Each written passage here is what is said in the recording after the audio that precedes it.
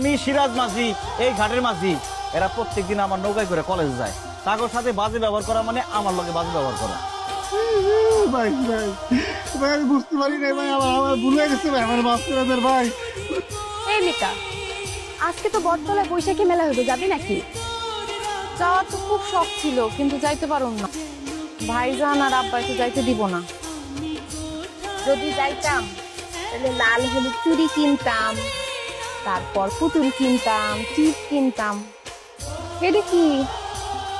কোনগুলা? এই যে লাল চুড়ি, হলুদ চুড়ি, টিপ, পুতুল। এটা কে রেখে গেছে? আমার মনে হয় কি দিন বুঝে রেখে গেছে।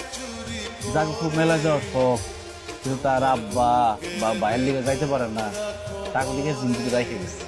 ও, দিনভূতে যদি রাইখা যায় তাইলে তো নেওয়াই যায়। আমার কেমন লাগতেছে সেটা আগে বলো। মাঝি নৌকায় আসো নাকি?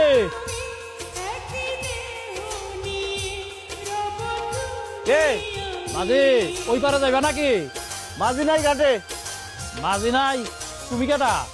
আমি কেউ না। পাগল পাগল।